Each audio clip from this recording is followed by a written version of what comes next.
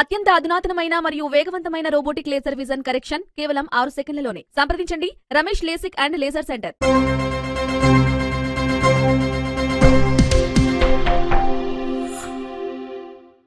నమస్తే, welcome to Vihari news.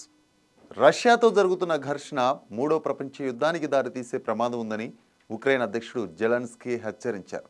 America సహా అనేక దేశాలు తమకు మద్దతుగా నిలుస్తున్న నేపథ్యంలో ఏమైనా జరగవచ్చని వ్యాఖ్యానించారు. ఈ విషయం జర్మనీ ఛాన్సలర్ ఒలాఫ్ షోల్జ్ కూడా తెలుసునని పేర్కొన్నారు. ఒకవేళ నాటో కూటమిలోని సభ్య దేశంపై రష్యా దాడి చేస్తే అది మరో ప్రపంచ యుద్ధానికి నాందిగానే చెప్పుకోవచ్చన్నారు. జర్మనీ పర్యటనలో ఉన్న ఆయన ఆదివారం ఈ వ్యాఖ్యలు చేశారు. రష్యా ఉక్రెయిన్పై దాడి చేసినప్పుడు బెర్లిన్ నుంచి టారస్ క్రూజ్ క్షిపణులు అందకపోవడంపై తాను పెద్దగా నిరాశ చెందలేదని జెలెన్స్కీ పేర్కొన్నారు. రష్యాతో యుద్ధం విషయంలో ఐరోపా దేశాలకు ఉన్న బలహీనతలను నేను అర్థం చేసుకోగలను.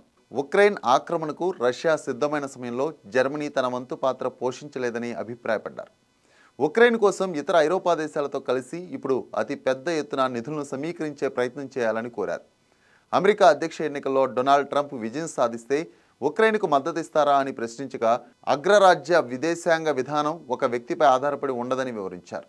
మరోవైపు ఉక్రెయిన్కు అమెరికా ఆర్థిక సాయం తగ్గించడంపై ఆందోళన వ్యక్తం చేశారు.